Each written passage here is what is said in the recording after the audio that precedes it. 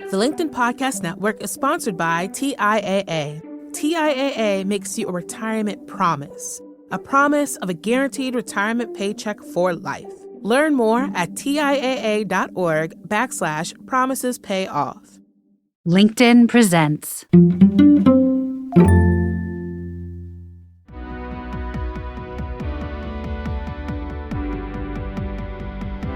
I'm Morra Aarons-Mele, and this is The Anxious Achiever, the show that looks at the intersection of mental health and work, and how we can all do both better.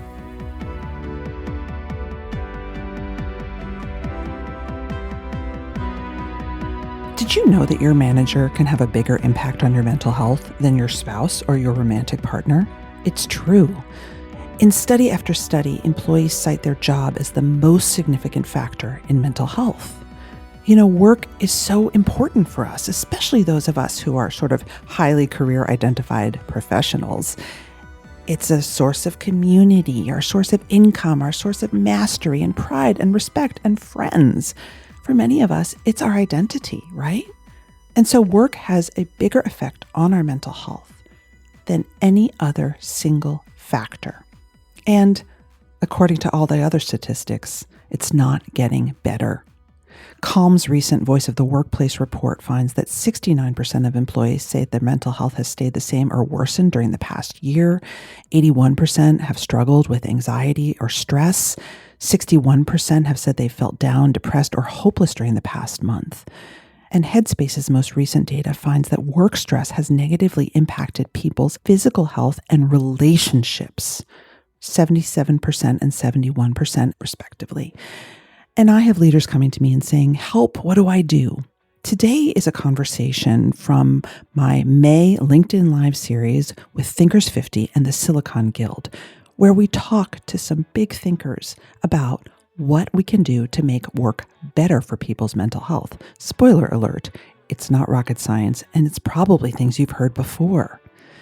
Focusing on fewer interruptions, focusing on asking great questions, reducing uncertainty, reducing unnecessary churn and chaos, and paying people well.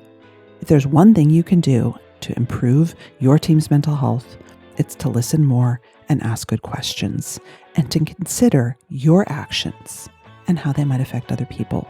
Sounds simple, right? And yet it can be so hard. And so I really recommend you dig into this conversation with Rita McGrath of Columbia Business School, Andrew Barnes, founder of the 4-Day Workweek, and Dr. Poornima Luthra, who is from Copenhagen Business School. Enjoy.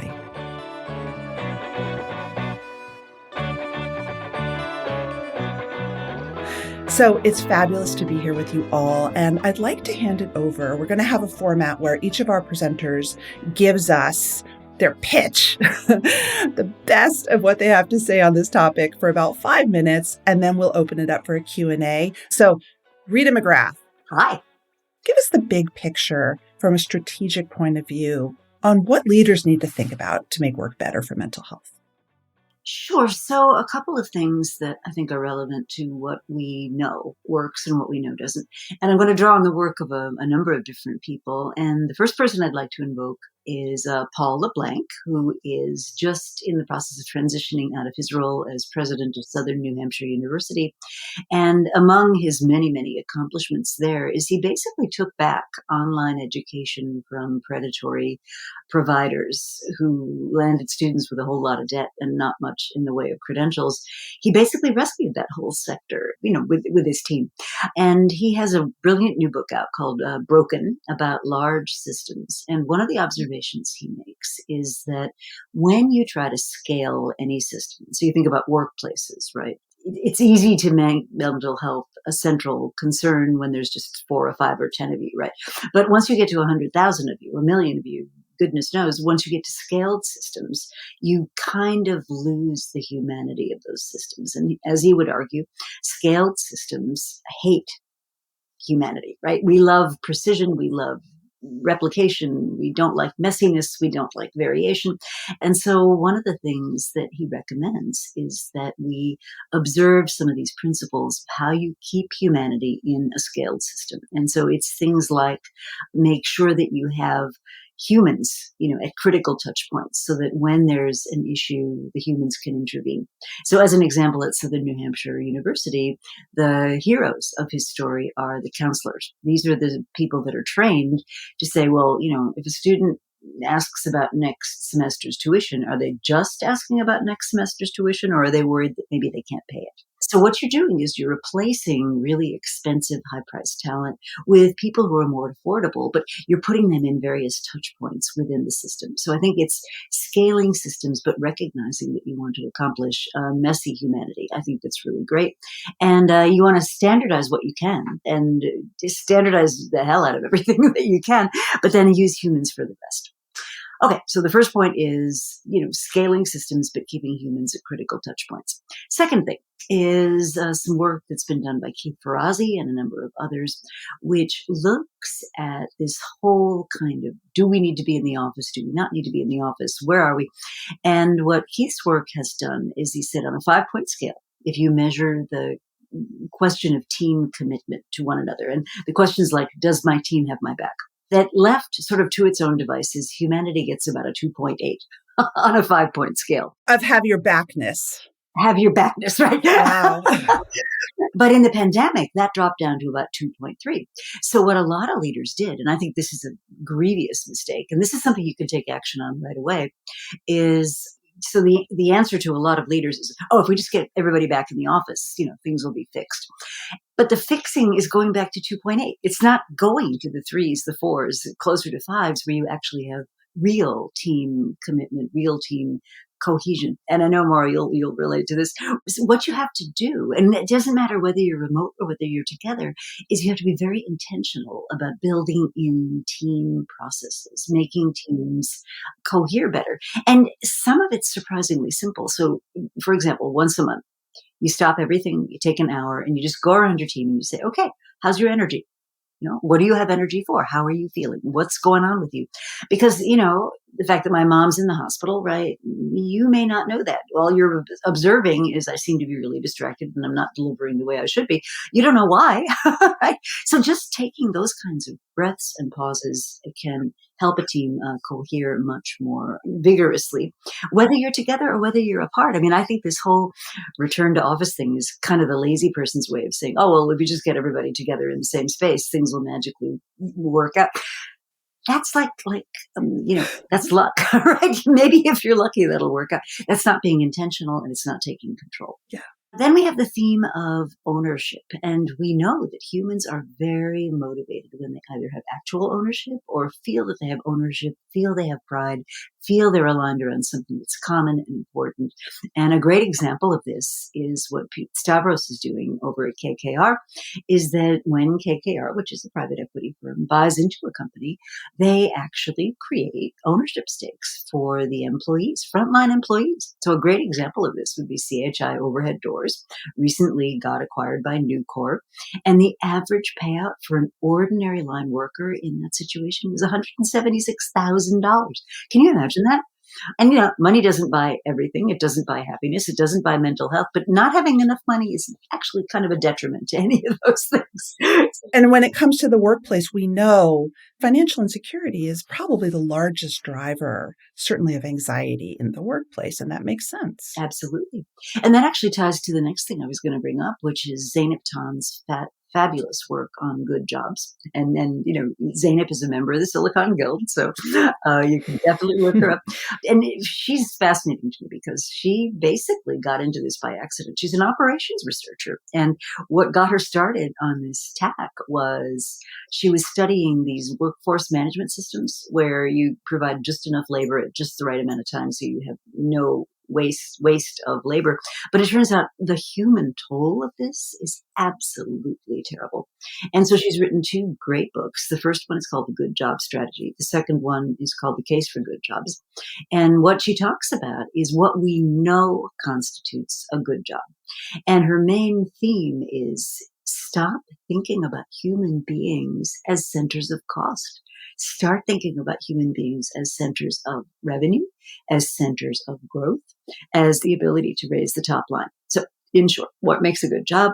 Focus, simplify, standardize and empower, cross-train, So that, if I'm normally a fruit and vegetable person at Trader Joe's, I can actually go help you out in frozen foods if you run into a crisis. Because I sort of have enough knowledge to do that. Operate with slack so people have time for learning. People aren't so strung tightly that they are going to snap at any moment. And, predictable wages, living wages, predictable hours, and alignment with values. And if you create good jobs, it can actually drive your top line. And then the last thing that I'll touch on is what we know about burnout. And I know, Morra, you've done a ton of work on this, but we know what drives people to be burned out. Too much work, no control over what you work, toxic bosses, no recognition, no rewards, a lack of a supportive community, a lack of a trustworthy environment, a sense of unfairness, and no great match with our values. So each of these things to me are, we've studied this. We know this. This is not some giant mystery. So I would argue that we know how to create great, supportive, mentally safe workplaces. We just, for some reason, don't regularly do it as much as we should. Rita, what I don't hear you saying is invest more in a meditation app, do more yoga on site. I hear you talking about fundamental human agency, dignity, listening, connection, fairness as so key to mentally healthy work. Well, and what I would also add, just one last thing, is a lot of the solutions you need to think about are structural, right? So we know that human beings have very evolutionary mechanisms for how we relate to one another. We tend to like and gather people who are similar to us. We tend to flock to people that we already know. We tend to, empower others who are similar to ourselves. And so if you're going to break that, you actually need some kind of structural mechanism. So I'll give a quick example. There was an investment bank that was basically sued by women for exhibiting gender bias in how they assigned roles and tasks to people. And therefore, under the guise of this lawsuit, these researchers were able to get a hold of the bank's data. And what they found was that women were indeed systematically assigned less attractive, less lucrative accounts. The excuse the bank gave was, oh, well, they didn't perform so well last year, so they didn't get the pick of the crop when it came to the good accounts. But when the researchers actually matched the women to the men on accounts of similar quality, the women actually outperformed the men. But what was happening was it was an old boys club, right? So the best accounts were given to your best friends. If you want to break that kind of thing, you actually need structures. So what the bank was forced to do by the courts was to use an algorithm to randomly assign attractive accounts across their employee base. And voila, overnight, the bias vanished. Wow. Intentionality. Thank you so much, Rita. Andrew, I'm going to hand it over to you. I'm sure much of this is resonating, having read your wonderful book. Tell us how we can work 4 days, please. Well, thank you, Morra. Look, you're absolutely right. There were a lot of points that Rita made which resonated with me, but I'm a complete fraud, right? I mean, I started this not on a work-life balance kick. I was trying to work out how I made my company more productive. And the heart of the 4-day week movement was this piece of research that said that people were actually only truly productive for 2.5 to 3 hours a day. And in fact, if you're a Canadian, it was 1.5 hours a day. And I thought, is that happening in my company and can I do something about it?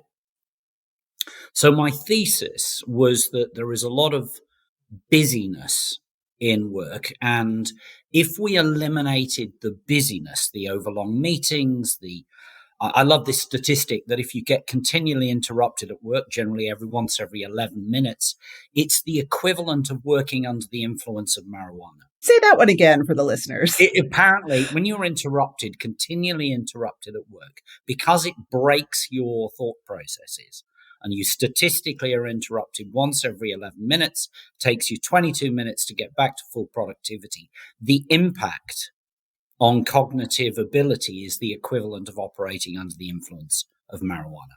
There you go. And a lot less fun. A lot less fun, absolutely. So the idea was, quite simply, with no data, no research, no nothing, that I thought that I would set a challenge to my people that said, look, if you can deliver the same amount of productivity in 4 days rather than 5, I will pay you for the 5 days. I'll pay you for output, what you normally do.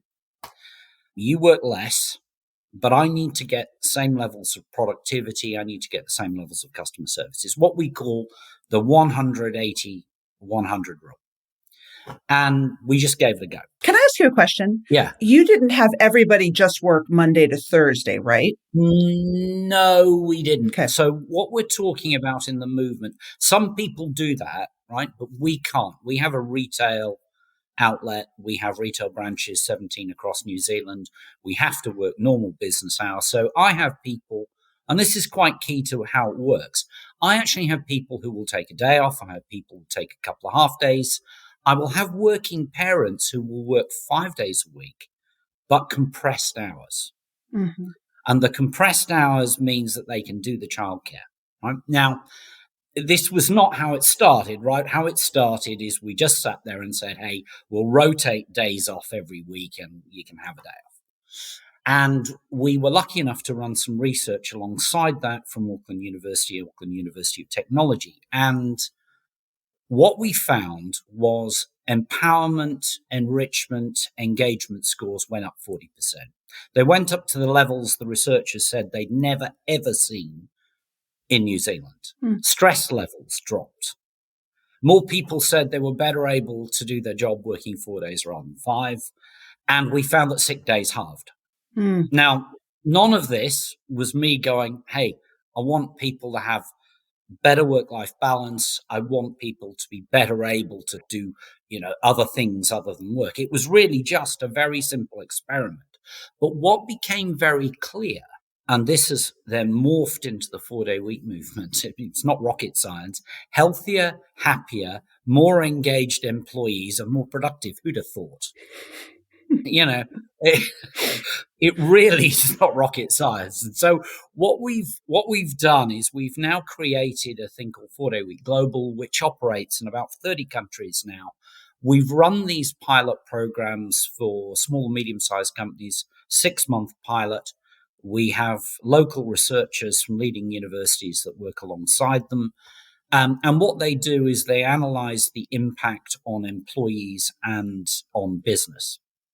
And what we're finding is, and this was the results from the US trial, also the UK trial, revenues went up 33% over a period when people are working less.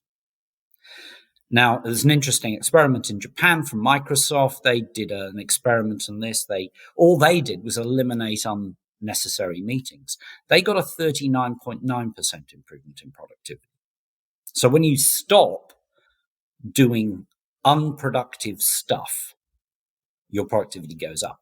But the key part of this is that I have the right with my business, and we apply this model to the whole program, that this is a gift. It's not a matter of right. Mm-hmm. So in other words, there is mutual responsibility between the organization and the employee. Now, this comes to the points that Rita made. I am actually treating my employees as adults. They are responsible for rethinking how they do their job, because actually they know their job better than you do. And they know the things that are stopping them being productive. Now, equally, they know the things that are stopping their colleagues being productive. And the way this works is it's not just an individual goal, it's a team goal. So if the team doesn't deliver its outcome, I have the right to say to my people, guys, I need the productivity. You didn't deliver it. We'll have to go back to 5 days a week. Now, I've only ever had to do that once in 6 years. And that was right at the start, because suddenly an employee says, actually, I'm getting this fantastic thing. I'm having a chance to spend time with my granddaughter. I'm able to work out. I'm able to do some exercise. I'm able to care for family members. And so people are getting experiences they can't put a price on. They're sharing that with their colleagues, and their colleagues recognize that they get the time off important to them only if their colleague can get the time off that's important in turn to the other person. It's got to be a mutual win-win. So what we find is team creativity, team cohesion goes off the scale. People feel empowered. Stress levels are dropping by 40, 50%. You're also finding, and this is the key bit as a business person, that people value the time off far higher than you're prepared to pay for it. So in the US trial, 15% of people said at the end of the trial, you couldn't pay me enough money to go back to 5 days a week. That's right. Another 15% said it'd have to be 75% more salary. And about 50% said, really, it's going to have to be in the order of about 50%. So what this tells me is that the real issue here is we don't have enough time. We often try and put, things like, let's have free lunches at work, let's have ping pong tables, let's do this. Most of those are a ploy to keep you in the office. And that's what's deemed to be good. Right. FaceTime. Absolutely. The Googleplex, all of these things, right? But when it boils down to it, what people actually need is they need time. They need time to reconnect to themselves. They need time to reconnect with the families. And that is the thing that puts the stress often into work. Now, again, Rita's right. There are some appalling leadership out there. We have, masters of business administration. I'd like to think we should have masters of business leadership, because this is really about empowering and leading and rethinking what leadership is. And it isn't about dictating how people do things. It's about empowering them to rethink. We got a fabulous comment from Alexandra Walika, and she says, you present great stats and it all makes sense. Are people in positions of power just not having the same issues? And you're a leader. You've written about your own mental struggles and those of people around you when you worked in the City of London. Yep. What was the aha moment for you that bridged the disconnect between probably what staff are feeling and what leaders are feeling? Like, as a leader, how did you make this connection and move it? There's a fabulous book by a chap called Nick Hornby called Fever Pitch, which is about soccer. Sorry, I have to translate that for our American colleagues. And he's talking about Arsenal Football Club in it. And he has this phrase, and I apologize for the language in advance, is life shit because Arsenal are shit, or the other way around. Now, if you actually think about that, that is an extraordinarily profound statement, because actually your mental attitude is colored often by the environment you find yourself rather than the environment being colored by your mental attitude. So really what was this about for me was I recognized that I was not performing well because of the environment that I was in. And if I could change the environment a little bit, then that would change my own mindset. And what that would do, I thought, would be produce better outcomes. The problem is most people are like me. I've been trained to think that working longer equals working harder. And what I'm arguing for, and it doesn't matter, by the way, people doing 4-day week are in manufacturing, Lamborghini, Panasonic, Volkswagen, all doing reduced hours work. Or the police department of the city of Golden, fantastic, they're doing a 4-day week. All of these things, we can be in health, we can be in logistics, we can be in any business you like. My personal favorite is a fish and chip shop in Suffolk, which has gone to a 4-day week. But the real issue here is that you can rethink how you work by empowering your people. And when you empower your people, you get better performance. And actually, the biggest issue here is not doing a 4-day week. Your biggest issue is your biggest competitor does it first. There was just a study out in the JAMA that actually measured decreased rates of anxiety and depression with greater work flexibility. And so this stuff has a profound effect, no surprise, on our mental health. Poornima, over to you. So I'm going to build on what Rita and Andrew have talked about. And Rita brought up bias, so that's what we're going to talk about today. Andrew, you brought up how much the environment has an influence on our mental attitude. So let's take a look at that topic. So when we look at the theme for today, it's make work better for everyone's mental health. And it's important for us to keep in mind who everyone is, right? We know that work isn't experienced in the same way by people who come from marginalized communities and groups. And this is across a range of intersectional identities across gender, sexual orientation, disabilities, neurodiversity, age as well, race, ethnicity, religion, socioeconomic background, class, caste, parenthood choices. So when we look at the intersectional nature of human beings at work, we know that the workplace isn't experienced in the same way. And there's decades of research that shows us that when people are chronically treated unfairly, when they're chronically experiencing discrimination, it has a huge impact on stress levels and stress related disorders like anxiety and depression. And then we also see, lots of data points out there that would show us that, for example, women, and particularly women in senior leadership roles, are more burnt out. We see a rise in quiet quitting. We see a rise in the great resignation, right, that we saw post the pandemic as well. But what we also know is that there's an inequity in the mental health support that people get. So it's one thing to talk about the organization and the environment, but also the kind of help that people are getting when it comes to addressing mental health concerns is varied. And we know that there's sufficient data out there that shows us that, marginalized ethnic communities as well as the LGBTQ plus community, they don't get the kind of support that others are getting. So we know that there's an inequity and we know that there's this discrimination. So then we come to the question, well, then what can we do, right? How do we then create spaces where work is actually better for everyone and not just some people?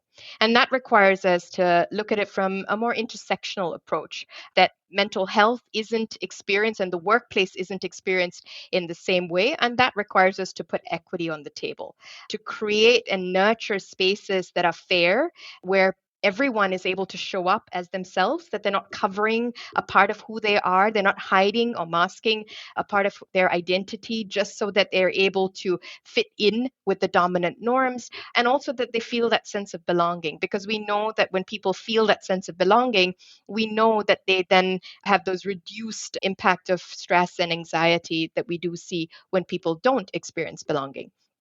So then it comes to a question, well, what is causing this, right? And what is causing these factors for those who are part of marginalized communities? What are they experiencing? And it comes down to what, Rita, what you brought up. It comes down to bias and discrimination, right?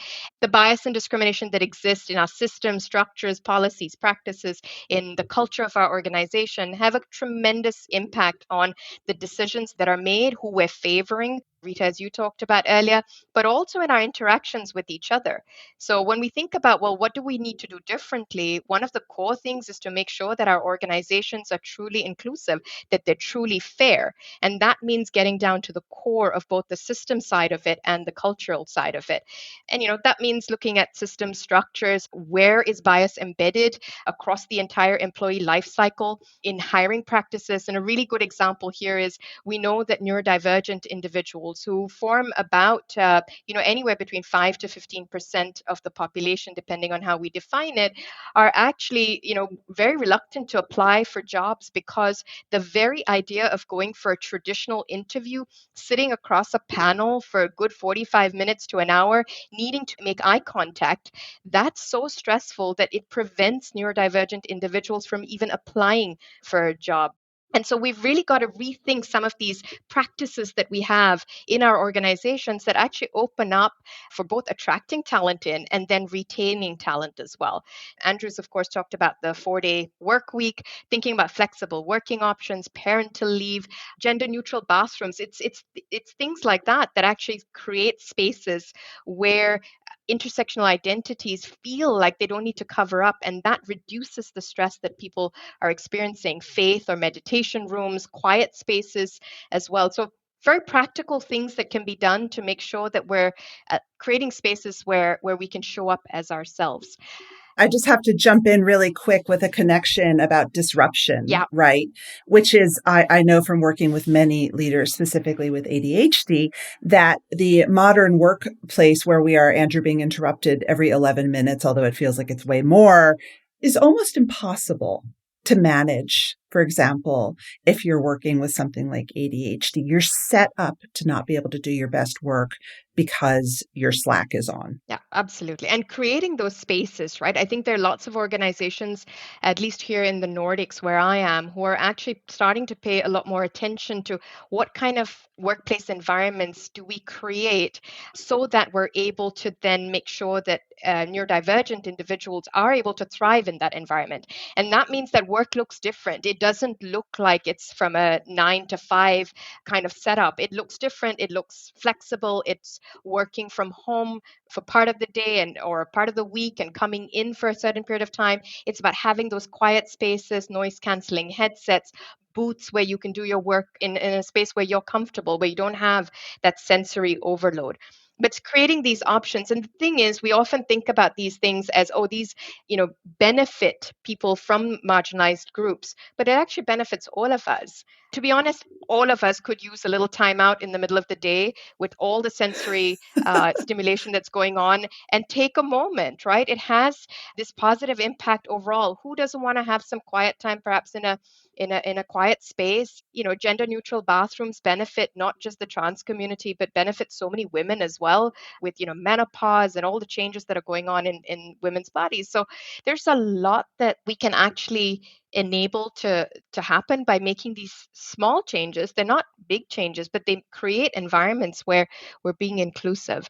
And that actually brings me on to one of the last things that I wanted to put on the table is culture, because I think culture is such a big part of nurturing spaces where we all feel that we can thrive, where we all feel that we are not experiencing that levels of anxiety, stress. And this is not embedded in a strategy or a roadmap. This is embedded in our day-to-day interactions with each other, right? At the coffee machine, by lunch, during meetings. This is where, what is commonly known as microaggressions. I'm not the biggest fan of the term microaggressions. Micro somehow suggests that it doesn't have as much of an impact. In fact, in my book, I call them termite biases, because they're very much like termites.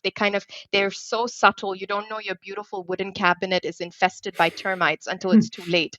And that's what these, day-to-day, non-inclusive behaviors feel like. They're hidden in compliments. They're hidden in humor. They're hidden in casual things that we say to each other. And that's where actually there's so much stress that happens.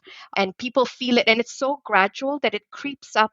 And when you are from a marginalized group, you don't even necessarily notice it when the first instance happened. You may not notice it at the second. You may make a mental note, but you're like, oh, you might brush it aside. You might even gaslight yourself, right? But over time, the stress that it adds to feeling unincluded, to feeling excluded in that space, that is a huge mental load that people from marginalized groups take on. And I think that's something we really need to put on the table and, really think about how our actions, we might mean well when we say something, a compliment, for example, but reframing ourselves to thinking about impact versus the intention. And for me, that's super important, because I think when we're trying to nurture inclusive spaces for different people, we often think we're doing the right thing, but we don't realize the harm or the impact that it has on others. And that's where really my work on active allyship comes in, with really enabling those behaviors so that we're creating spaces where not just some groups thrive, and not just some groups where work is better for their mental health, but everybody gets to thrive and everybody gets to have an environment where their mental health is protected. Can you give us an example of active allyship that is beneficial to mental health? So one of the behaviors that I talk about, so in my book, I've got 7 behaviors, and they start off with more individual behaviors and then build to more team and organizational behaviors. And one of the behaviors, empathetic engagement. We live in a world, the cancel culture is out there, and we're all so fearful of addressing each other's bias and discrimination that we might witness or experience. And to be honest, my current research is actually focusing on fear. We have a lot of fear when it comes to nurturing these environments. And for many of us, we actually are passive. We stay away from it because we're like, yeah, okay, inclusive workplaces sounds good, but, I'm not really, feeling up for engaging on bias and addressing something that I've noticed or something that I've experienced. So empathy is so important. And I'm a big believer in asking questions in the right tone. And so coming from a place of empathy, knowing that today it's someone else's bias that you might be engaging on, tomorrow it could very well be my own, right? If, as I write in my book, if you have a brain, you're biased, right? Everyone has biases. And these show up, and they show up in such a myriad of different ways, right? And we don't even notice it. So many of them are unconscious. So using questions is very, very powerful. So the next time you notice someone at lunch saying something that could be harmful to a particular community, it might be your own community, it might be another community, but you just notice it, have that conversation, take the person aside, have that one-to-one conversation, tell me where you're coming from, open-ended questions to engage in that dialogue, right? I think we've created an environment around us where there's just so much toxicity associated with creating these inclusive spaces that we're all very scared. And actually what it takes is actually very simple things, simple open-ended questions, sharing, how someone from a particular community may have experienced that comment that you made or jokes that you made. And the person might just say, gosh, I'd never thought about it that way. We're not creating spaces where we can have these nuanced conversations that are safe, right? In safe spaces to take those risks, to admit when it didn't go quite as I planned, or it landed differently from how I thought it would, because my intention was good, but the harm was done. I'll never forget when I interviewed Amy Edmondson, who will be a member of this series in the last Tuesday in May. I said, what's the number one thing that you could do to create a more psychologically safe environment? She just said, ask good questions and listen. Exactly. And listen without needing to respond, but listen with wanting to understand. Right. I think we live in a world where we are listening to respond. We're so quick to jump in with defensiveness, with justification, but listen to understand a different viewpoint, to understand how someone might experience the very same environment that we're in a different way that causes them stress but doesn't cause you stress. There are ways in which we can have those rich conversations, and it brings teams closer together. It makes us appreciate the environment we're in, and it helps us to nurture a better space for each other. The LinkedIn Podcast Network is sponsored by TIAA. In the last 100 years, we've seen financial markets swing, new currencies come and go, decades of savings lost in days, all showing that a retirement plan without a guarantee, quite simply, isn't enough. So more than a retirement plan, TIAA makes you a retirement promise. A promise of a guaranteed retirement paycheck for life. A promise that pays off. Learn more at TIAA.org/promisespayoff. Hi, I'm Tomer Korn, LinkedIn's Chief Product Officer. On my podcast, Building One, we dive deep into what it takes to build great products. Recently, we had Zach Perret, the CEO of Plaid, and he shared about his struggles building a financial app for consumers and how he was able to turn it all around with a critical pivot. Take a listen. I personally couldn't resonate as much with the consumer set that we were trying to reach. I just didn't have that level of empathy. When we made the shift to building a B2B product, though, I was building the product that I wanted. My co-founder and I were creating the product that we wanted ourselves, and we had so much empathy for what that product was. Such a great insight. In that sense, we got lucky because we were creating a thing for ourselves. And then the people that we were talking to also had the same problems we did. They were fintech developers. We'd been a fintech developer. We've been trying to build a fintech product for a year. And so we had such deep empathy. We had such a clear ability to... If you want to hear more of Zach Perret's story and the lessons that follow, listen and subscribe to my podcast, Building One. I think the thing about listening, and before I answer some wonderful questions from our audience, is really your point, Rita and Andrew, as well, about consideration of others. And sometimes the best way to create a more mentally healthy environment is to stop assuming that the way you do things is the way that's good for everyone else on your team, just because you like to send emails on Saturday morning, or you love a lot of meetings, or Slack is your best friend. That has effects for other people. Yeah, look, I think you're absolutely right, Morra. The point is that often as leaders, I think that we naturally assume that everybody wants to climb to the top of the greasy pole. And actually they don't. Most people want to have a decent job. They want to have time with their family. They want to have a good life. And a lot of people are quite happy with that. But what if all we ever do is we judge everybody by what drove us? Then that means you end up with that culture where I think it's okay to send an email late at night.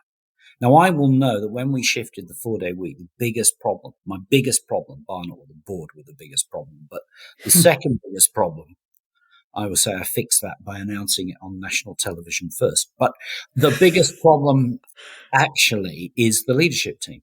Yeah. That the leadership team has to rethink, rechange how they approach. And the only people I made it compulsory to work a 4-day week was my leadership team, and they had to walk the talk. So it's to your point. You've got to change the culture, and you've got to change it so it reflects what everybody wants in the organization. Rita, we got a good question a while ago that I want to start with you because it's something that we know makes humans anxious, and this is uncertainty. Anna Nielsen writes, there's a lot of neuroscience that shows that people benefit greatly from certainty. In my work, it's crucial to create a sense of certainty for employees about how they're expected to approach and handle conflict.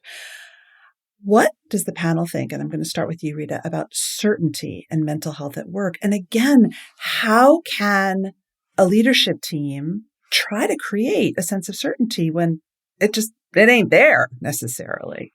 Well, yes and no, right? I mean, even in the most certain of times, there's always the unexpected that can happen.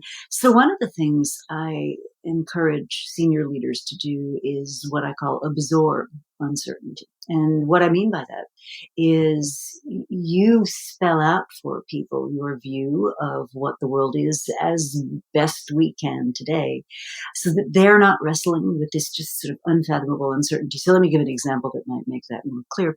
So I was working with a team that was launching a new product in the insurance space in America. And what you need to know to understand this example is that in the United States, insurance products are regulated state by state. So how many states have approved your plan is how many you'll be able to access on launch date, right? So that's the big uncertainty. And so I'm witnessing this conversation between the project manager, who was the leader in this case, and the operations chief, who was responsible for pulling this off. And they're having this conversation about, are you ready? And the operations guy's like, well, I'm not sure. Just blah, blah, blah, just not getting anywhere. So I kind of pulled the project manager off to the side and I said, well, have you told him how many states you expect him to be ready for? And the project manager looks at me and says, well, I don't know. I said, yeah, but that's not an excuse. You're the leader in this situation. Your job is to put a stake in the ground and say, this is how many states you think we're going to be dealing with. And then ask the operations guy whether he's ready. He says, well, I'm not getting anywhere as it is. So went back in the room, said, what have I told you? I think it's going to be 15 states on launch day and then maybe ramping up to 20 in a couple of weeks after that. Could you tell me whether you're ready or not?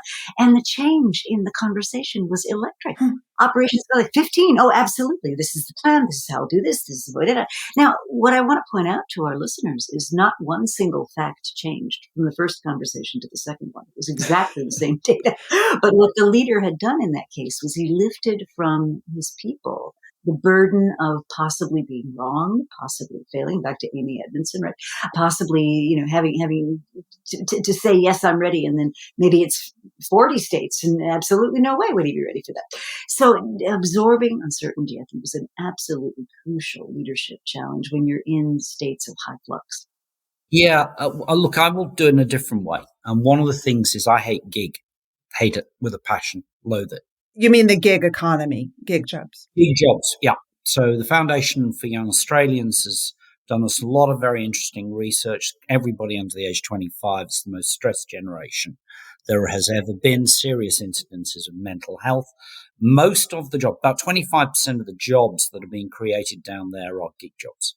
Mm-hmm. Now, why I dislike gig is because there is no emphasis on training.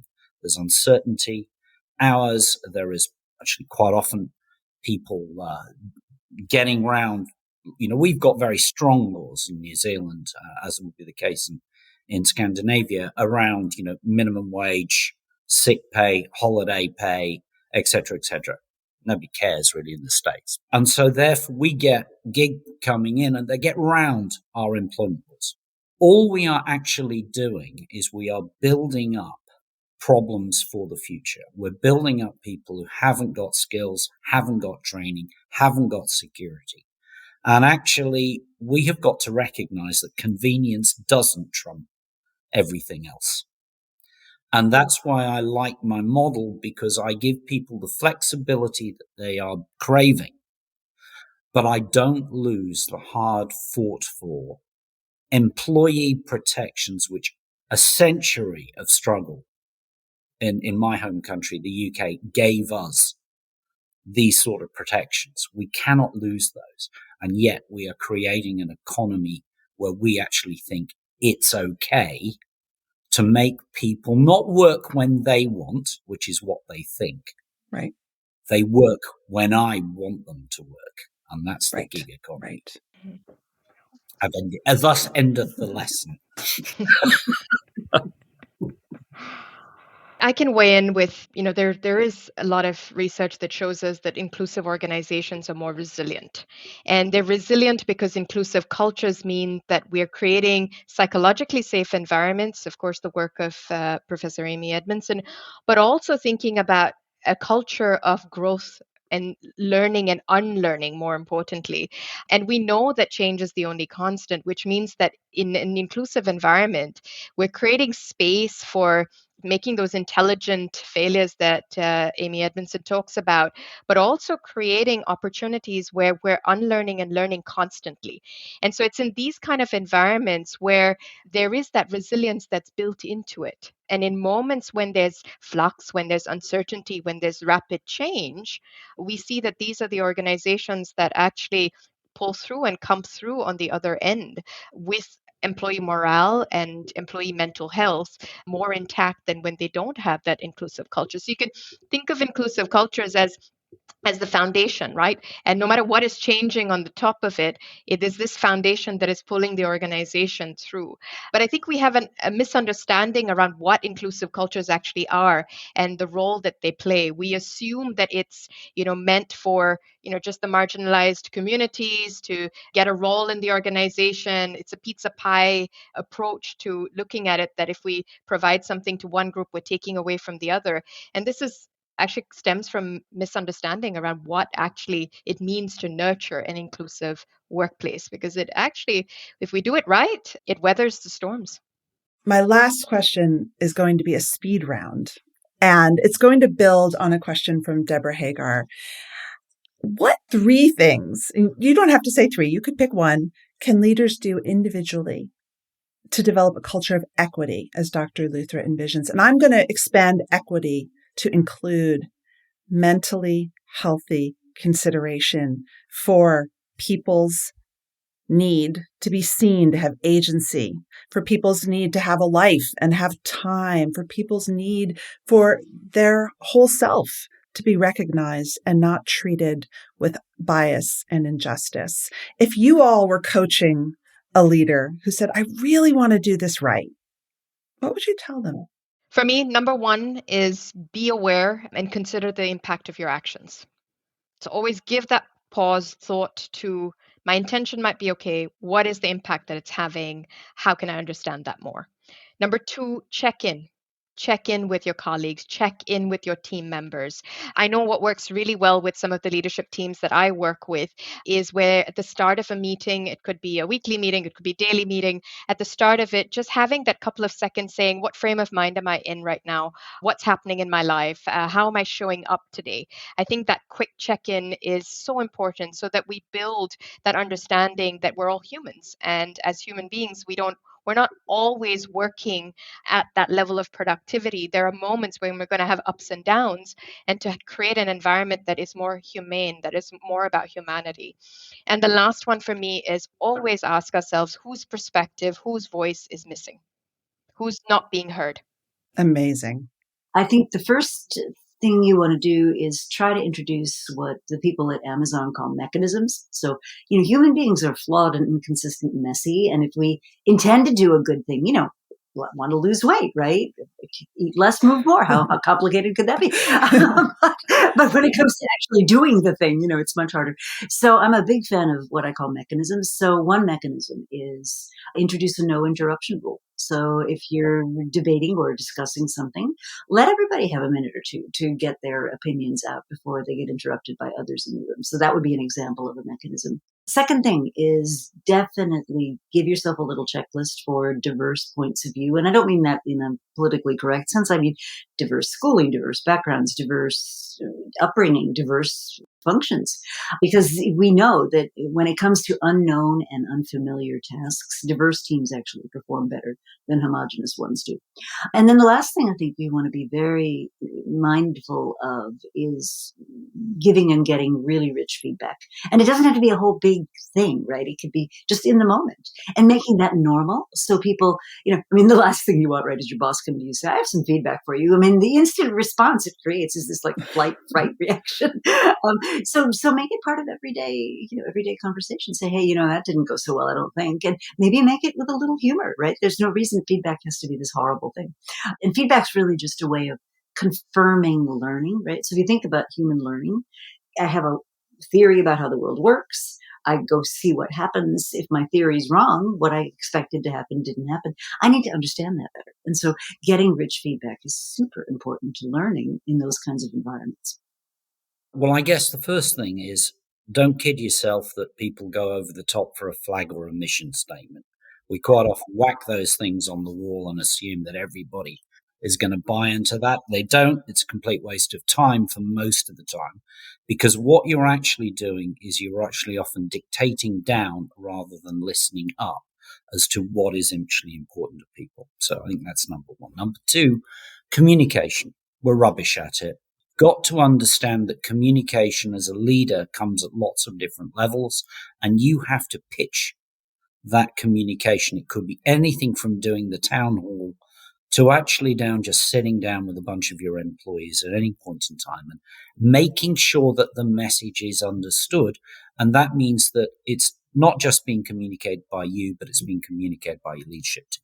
And finally, because it really is what I'm standing for at the moment, just put in a 4-day week. It's not a silver bullet, but actually it forces you to question what your leadership team works like, how well you're empowering people, how well you're listening to what they are wanting to do. And you'd actually be amazed that by giving people more time, by giving people authority and accountability to change how they work, what that leads is a more empowered, more engaged workforce. And that is a very powerful thing. Thank you all. I am always reminded of one of my favorite quotes from Dr. Angela Neal Barnett from Kent State, who says, "Work is school for grown-ups. We bring our whole selves, messy and flawed as they are, but ultimately we want to go to a place that sees us, that respects us, that teaches us and gives us something important and valuable to do for our time and make friends and have some fun along the way," right? And so I think that the fundamental basics of what we learn about how to be good people and listen and see are so important. And plus, we should pay people fairly. Right, Andrew? Yeah, absolutely. Bye.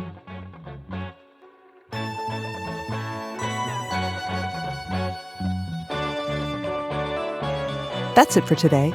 Our show is produced and edited by Mary Dew. Our assistant producer and sound engineer is Nick Krinko. Many thanks to the LinkedIn Presents family and to all our guests for sharing their stories. If you love the show, tell your friends.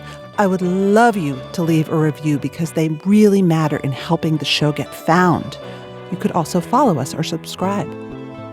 If you have a question for me or you want to submit an idea for the show, find me on LinkedIn, where you can follow me, message me, I promise I'll write back, or subscribe to my newsletter for more from the Anxious Achiever world.